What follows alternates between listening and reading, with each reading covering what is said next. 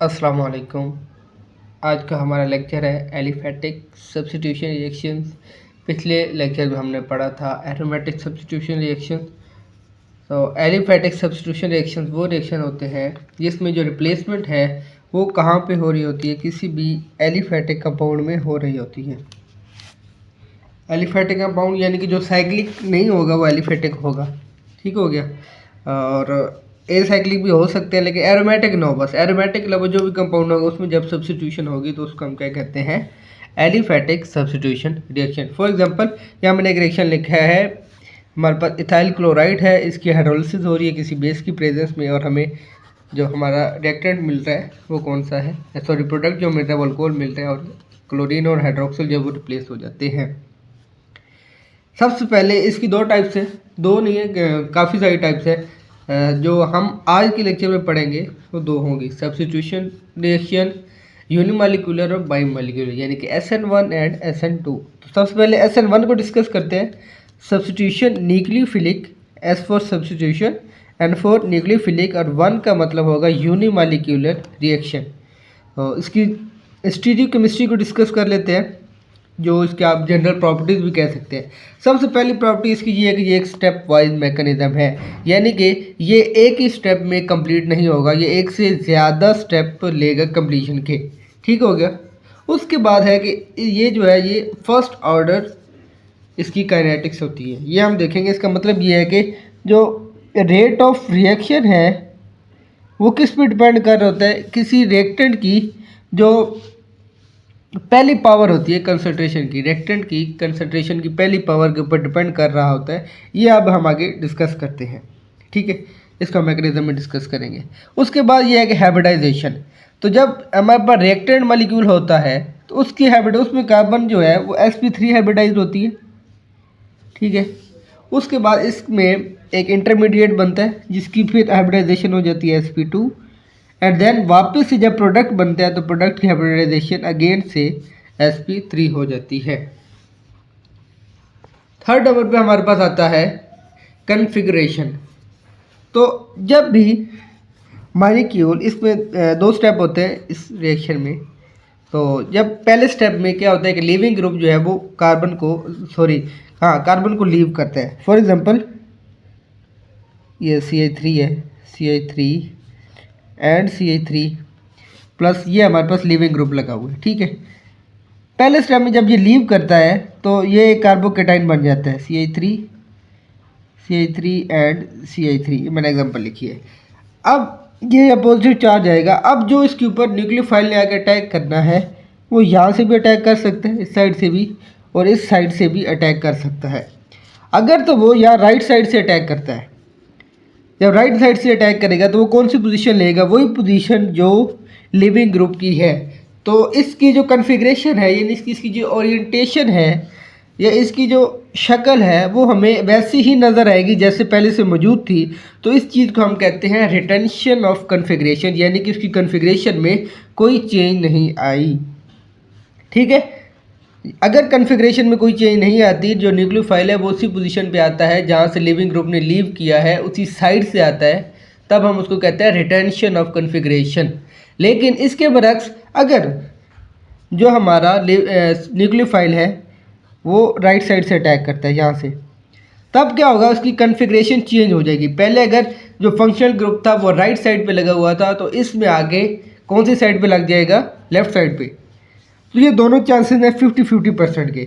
50% retention of configuration हो सकती है, 50% इन्वर्जन ऑफ कॉन्फ़िगरेशन हो सकती है, यानी कि चेंज भी हो सकती है। 50% होता है। तो जब हमारे पास दो प्रोडक्ट बनने की पॉसिबिलिटी हो तो उसको हम कहते हैं रेसिमिक मिक्सचर की फॉर्मेशन। रेसिमिक मिक्सचर वही होता है ना जिसमें दो तरह के आइसोमर मौजूद हो, 50-50% दोनों मौजूद हो, तो इस चीज़ को हम कहते हैं रेसिमिक मिक्सचर। तो कॉन्फ़िगरेशन में है, इसमें हम कह सकते हैं 50% इन्वर्जन एंड 50% जो है रिटेंशन ऑफ कॉन्फ़िगरेशन होगी। इसके साथ तीन पॉइंट इसके अंदर मैं डिस्कस किए। इसके अंदर एक तो कॉन्फ़िगरेशन का किया है कि, और दूसरा ये किया है कि मैंने कहा कि रेसिमिक मिक्सचर बनता है, ठीक है। अच्छा, लास्ट पॉइंट ये है कि सॉल्वेंट। ये जो सॉल्वेंट का जो इफेक्ट होता है ये सब्स्टिट्यूशन रिएक्शन में बहुत ज़्यादा होता है, बहुत ज़्यादा, ठीक है। तो इसमें जो है हम सब्स्टिट्यूशन रिएक्शन में हम पोलर सॉल्वेंट को यूज़ करते हैं। पोलर सॉल्वेंट क्या करता है, वो कार्बोकैटायन की जो स्टेबिलिटी है उसको इन्हांस करता है। मैकेनिज्म को हम यहाँ पे देखते हैं। तो पहले स्टेप में क्या होता है, इसमें पहले स्टेप जो इस मैकेनिज्म होता है वो होता है लीविंग ऑफ फंक्शनल ग्रुप जो पहले से अटैच होता है। यहाँ पे एक बात और याद रखें कि जो SN1 रिएक्शन है ये हमेशा हमेशा कौन से कंपाउंड देंगे, जो टर्शरी होंगे, ठीक है, tertiary compound, tertiary carbonyl sorry tertiary halide जो है वो ये वाला रिएक्शन देंगे। इसकी रीज़न क्या है अभी हम डिस्कस करते हैं। देखिए ये क्लोरीन है, इसने लीव करना है यहाँ से, ठीक है। क्लोरीन के बजाय अगर हम X लिख लें तो ये ज़्यादा बेहतर रहेगा। मैं इसको X कर लेता हूँ, ठीक है। अब ये X जो है ये एक लीविंग ग्रुप है, ये कोई भी कंपाउंड हो सकता है, ठीक है। अब इसने जब लीव करना है तो लीव करने के लिए इसके पास इतने इलेक्ट्रॉन मौजूद होने चाहिए जो इसको, अगर ये आयन के तौर पर भी रहे तो इसको स्टेबल बना सके। किसको, लिविंग ग्रुप को। मैं बाकी चीज़ को नहीं कह रहा, इस चीज़ को नहीं कह रहा, इस चीज़ को कह रहा हूँ कि लिविंग ग्रुप है, इसको स्टेबल कर सके। तो ये वाले जो है ये वाले जो हमारे पास ग्रुप लगी हुई है ये होते हैं इलेक्ट्रॉन डोनेटिंग ग्रुप। अभी हम पढ़ के आए हैं। तो ये क्या करते हैं, इलेक्ट्रॉन को डोनेट करते हैं और ये इस कार्बन के पास इलेक्ट्रॉन ज़्यादा हो जाते हैं और फिर वो इलेक्ट्रॉन जो है वो इसको दे के ये लीव कर जाता है। तो यहाँ पे एक और बात भी याद रखें कि यहाँ पे जो क्लीवेज होती है वो हेट्रोलेटिक होती है, यानी कि दोनों इलेक्ट्रॉन जो होते हैं, बॉन्ड में 2 इलेक्ट्रॉन होते हैं, वो दोनों के दोनों जो इलेक्ट्रॉन होते हैं वो कौन ले जाता है, लिविंग ग्रुप। और कार्बन के ऊपर पॉजिटिव चार्ज आ जाता है, लिविंग ग्रुप के ऊपर नेगेटिव चार्ज आ जाता है। तो ये वाला जो हमारा, इसको हम कह देते हैं पहला स्टेप के फॉर्मेशन ऑफ कार्बोकेटाइन। किसमें क्या बन रहा है, इसमें कार्बोकेटाइन बन रहा है। अब ये स्लो स्टेप है क्योंकि इसमें बॉन्ड ब्रेकेज हो रही है, ये एक स्लो स्टेप है। इसी को हम कहते हैं रेट डिटर्मिनिंग स्टेप, कि इसी से हमने अपने रिएक्शन का रेट डिटर्मिन करना है। ऊपर हमने बात की थी कि ये फर्स्ट ऑर्डर काइनेटिक्स है, तो वो कैसे है, अगर ये जो रेट वाला हमारा स्टेप है इसमें कितने मालिक्यूल ने पार्टिसिपेट किया हुआ है, सिर्फ और सिर्फ एक मालिक्यूल ने पार्टिसिपेट किया हुआ है। इसी वजह से जो इस रिएक्शन का जो ऑर्डर होगा वो किस पे डिपेंड कर रहा होगा, सिर्फ एक ही रिएक्टेंट पे डिपेंड कर रहा होगा। इसलिए हम इसको क्या कहते हैं, first order reaction. Second step में क्या होगा, ये थोड़ा नहीं, ये रिलेटिवली काफ़ी फास्ट स्टेप होगा क्योंकि कैटाइन बन चुके हैं, ये बस नेगेटिव और पॉजिटिव चार्ज एक दूसरे को अटैक करना है और बॉन्ड बन जाना है। इसमें अब वही 2 पॉसिबिलिटी हैं, या तो फिर यहाँ से अटैक करे, यहाँ पे अटैक करे, तो ये दोनों प्रोडक्ट बनने की पॉसिबिलिटी मौजूद है। यहाँ पे 50% जो है वो रिटेंशन हो जाएगी और ये वाला जो मैंने लिखा है ये 50% इन्वर्जन हो जाएगी। तो हमें ओवरऑल कौन सा प्रोडक्ट मिलेगा, रेसिमिक मिक्सचर ऑब्टेन्ड होगा। तो ये इसका एक जनरल सा मैकेनिज्म है। एक एग्जांपल देखते हैं। मैंने एक एग्जांपल लिखा है, हमारे पास एक टर्शियरी ब्यूटाइल क्लोराइड है, इसमें वाटर सॉल्वेंट है और ये पहले स्टेप में ये लीव करेगा, लिविंग ग्रुप। सेकंड स्टेप में न्यूक्लियोफाइल अटैक करेगा और हमारे पास टर्शियरी ब्यूटाइल अल्कोहल बन जाएगा। मैंने ऊपर इस पूरे रिएक्शन का नाम लिखा है सॉल्वोलाइसिस। तो ऐसे रिएक्शन जिसके अंदर हमारा जो सॉल्वेंट है वही न्यूक्लियोफाइल के तौर पे एक्ट करे, इसको हम कहते हैं सॉल्वोलाइसिस। तो ये जो वाटर है ये एक पोलर सॉल्वेंट है। वाटर क्या है, ये एक पोलर सॉल्वेंट है। इसने हमें क्या प्रोवाइड करना है, partial H positive O H, ये इसकी ना ओपन फॉर्म है, इसलिए हमें हाइड्रोक्सिल देना है और हाइड्रोजन देना है, इसलिए आयोनाइज होना ही होना है। जब ये हाइड्रोक्सिल देगा तो वो हाइड्रोक्सिल किसके तौर पे काम करेगा, न्यूक्लियोफाइल के। हाइड्रोक्सिल एक बहुत अच्छा न्यूक्लियोफाइल है, तो इसने न्यूक्लियोफाइल के तौर पे एक्ट करना है और ये इस पर अटैक करके इसको इसमें कन्वर्ट कर देगा। अब ये जो कार्बोकेटाइन है इसकी स्टेबिलिटी में भी वाटर का रोल होता है। इसको स्टेबल करने में पोलर सॉल्वेंट का ही रोल होता है। ये इसको स्टेबल करता है, इतना टाइम इसको मिल जाता है कि इस पर अटैक कर सके। तो अगर हम बात करें कि ईज़ ऑफ SN1 रिएक्शन की, कितनी आसानी से SN1 रिएक्शन होगा, तो उसमें 2 ही फैक्टर आएंगे। सबसे पहला क्या है, फॉर्मेशन ऑफ कार्बोकेटाइन, कि कार्बोकेटाइन कैसे बन रहा है। दूसरे वर्ड में लिविंग ग्रुप, कि लिविंग ग्रुप कितनी जल्दी जो है वो कंपाउंड को लीव कर रहा है। तो वो किस में पॉसिबल है, जब उसके साथ इलेक्ट्रॉन डोनेटिंग ग्रुप्स लगे होंगे। और दूसरा ये है कि स्टेबिलिटी ऑफ कार्बोकेटाइन, जितना स्टेबल ये कार्बोकेटाइन होगा, यानी कि वापस ये जो है रिएक्शन ना बने, वापस ये प्रोडक्ट ना बन जाए, जितना ये स्टेबल होगा उतना ज़्यादा SN1 रिएक्शन के होने के चांसेस ज़्यादा होते हैं। एनर्जी प्रोफाइल को डिस्कस करते हैं, जो हमने ऊपर रिएक्शन लिखा है उसी की। तो यहाँ पर हमारे पास होता है CH3 3COCl रिएक्टेड यानी कि टर्शी ब्यूटाइल क्लोराइड, यहाँ पे आके कार्बोकेटाइन बन जाता है, टर्शरी कार्बोकेटाइन, और साथ में लीविंग ग्रुप जो है वो लीव कर चुका होता है। तो यहाँ पे इस जगह पे आके इसकी ट्रांजिशन स्टेट भी बनती होगी, जो कि हम डिस्कस नहीं करते, ट्रांजिशन स्टेट ऑफ स्टेप 1। इसी तरह फिर क्या होगा, अब यहाँ पे आके दूसरा स्टेप हो रहा है जिसमें न्यूक्लियोफाइल उसकी क्या हो रही है, सॉरी ये CH3 थ्राइस पॉजिटिव आ जाएगा, न्यूक्लियोफाइल और इस कार्बोकेटाइन का रिएक्शन हो रहा है, ये तो आपस में रिएक्ट करेंगे और इस जगह पे आके ट्रांजिशन स्टेट ऑफ स्टेप 2 यानी कि इन दोनों की एक ट्रांजिशन स्टेट बनेगी और फिर एंड पे जाके हमें हमारा प्रोडक्ट मिल जाएगा। तो ये सिंपल सी एक एनर्जी प्रोफाइल है और यहीं तक हमारा SN1 रिएक्शन ख़त्म होता है। तो आप लोगों ने इसको जस्ट रीड करना है, जिस भी बुक से हो जाए, चाहे वो हक नौहर भट्टी साहब की हो, ऑर्गेनिक केमिस्ट्री गुलाम रसूल चौधरी की हो, या फिर मेरे नोट्स हो, कहीं से भी इसको रीड कर लेना। ये सिंपल से है, इसके एग्जांपल जो है वो आपने किसी भी बुक से प्रैक्टिस कर लेनी है।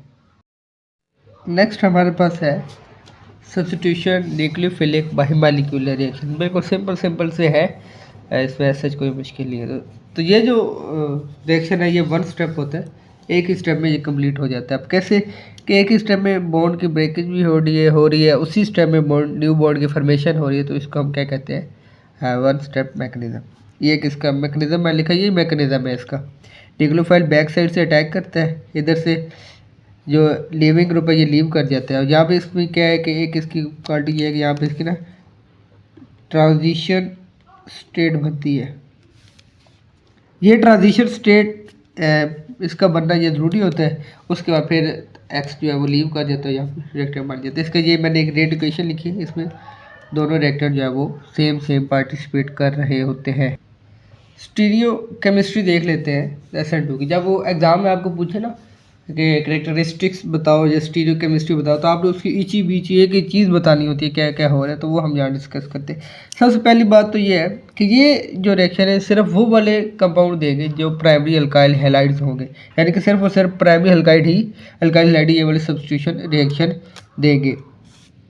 दूसरा ये कि इनका जो ऑर्डर होता है वो सेकंड ऑर्डर होता है। अब सेकंड ऑर्डर क्यों होता है कि जो हमारे पास एक रिएक्टिंग एक ही स्टेप है, उसी स्टेप के अंदर कितने मॉलिक्यूल पार्टिसिपेट कर रहे हैं, एक न्यूक्लियोफाइल और दूसरा अल्काइल हैलाइड। तो जो रेट ऑफ रिएक्शन है वो इन दोनों की कंसंट्रेशन पे डिपेंड कर रहा होता है, इसलिए हम इसको कौन सा ऑर्डर कहते हैं, सेकंड ऑर्डर काइनेटिक्स कहते हैं। तीसरा पॉइंट कि ये जो है ये वाले जितने भी कंपाउंड हैं ये नॉन पोलर सॉल्वेंट में ये रिएक्शन देते हैं। ए प्रोटेक्ट या नॉन पोलर सॉल्वेंट दोनों की बात एक ही है। तो ये कौन से देंगे सॉल्वेंट में, जैसे CCl4 ये हमारे पास एक ए प्रोटेक्ट सॉल्वेंट है। तीसरा ये कंसर्टेड मैकेनिज्म यानी कि एक ही स्टेप में सब कुछ हो रहा है। पांचवा पॉइंट है वाल्डन इन्वर्जन। ठीक है, वाल्डन इन्वर्जन ये है कि ये जो न्यूक्लियोफाइल है इसने हमेशा अपोजिट साइड पे अटैक करना है। क्यों? क्योंकि ये जो लीविंग ग्रुप है ये भी इसके पास भी इलेक्ट्रॉन्स होते हैं, ये भी थोड़ा इलेक्ट्रोनेगेटिव एलिमेंट होता है, और जो न्यूक्लियोफाइल आ रहा है ये भी इलेक्ट्रोनेगेटिव एलिमेंट होता है। तो ये सामने से आके इसके ऊपर अटैक नहीं कर सकता, ये रिपेलियन होगी। तो इसको ये एक एज हासिल हो जाता है, ये बैक साइड से अटैक करता है, यहाँ से बैक साइड से अटैक करेगा। अब बैक साइड से अटैक करने के बाद क्या होगा कि अगले वाली साइड से ये लीव कर देगा लीविंग ग्रुप, और इस वाली साइड से न्यूक्लियोफाइल आके अटैच हो जाएगा, जैसे यहाँ पे हुआ है। तो अगर हम इसकी कन्फिग्रेशन को देखा जाए, यहाँ पे फंक्शनल ग्रुप कहाँ लगा हुआ है, राइट साइड पे, और यहाँ पे न्यूक्लियोफाइल जो एक नया फंक्शनल ग्रुप है वो किस साइड पे आके लग गया है, लेफ्ट साइड पे। तो ये टोटली इन्वर्जन हो गई है। तो यानी इसमें 100% जो है वो इन्वर्जन ऑफ कन्फिग्रेशन होगी। इस इन्वर्जन को सबसे पहले किसने डिस्कवर किया था, एक वाल्डन नामी साइंटिस्ट था जो हमारे गले में फंदा डाल के गया इन्वर्जन का, तो हम उसको क्या कहते हैं, वाल्डन इन्वर्जन। तो ये इसकी इस स्टेप की स्टीरियो केमिस्ट्री थी, और इसमें बस यही 5-6 स्टेप आपने स्टेप बना के पॉइंट बना के लिख देना है, और एंड पे ये वाला रिएक्शन जो मैंने गंद मार दिया ये आपने अच्छी तरह साफ़ करके नीट करके लिख देना है। और यहाँ पे आपने ये जो 100% इन्वर्जन यहाँ पे लिख देना है, या इन्वर्जन लिख दो या इन्वर्टेड लिख दें, ठीक है। बाकी ये आपका क्वेश्चन क्लियर हो जाएगा। एनर्जी प्रोफाइल अगर इसकी देखें तो वो सिंपल सी है कि रिएक्टेड होंगे ट्रांजिशन स्टेट बनेगी, प्रोडक्ट में कन्वर्ट हो जाएगा, इसके अलावा कुछ भी नहीं है। यहाँ पे एनर्जी है और यहाँ पे प्रोग्रेस है। तो ये वाले जो है SN1 और SN2 ये क्वाइट इजी थे, और ये मैंने इसलिए एक ही वीडियो में इसको डिस्कस कर दिए। अब SNI जिसको हम कंजुगेटेड बेस मैकेनिज्म कहते हैं और बाकी प्राइम मैकेनिज्म, वो उसमें से जो सबसे ज़्यादा इंपॉर्टेंट है ना वो यही है, कंजुगेट बेस मैकेनिज्म, ठीक है, यानी कि SNI। तो इसको अब नेक्स्ट वीडियो में हम डिस्कस करेंगे इंशाल्लाह, और हो सकता है मैं इसको ना सबसे एंड पे करवाऊँ आप लोगों को, क्योंकि एडिशन रिएक्शन जो है ना जो ज़्यादा इंपॉर्टेंट है, मैं उसकी तरफ आ रहा हूँ, एलिमिनेशन।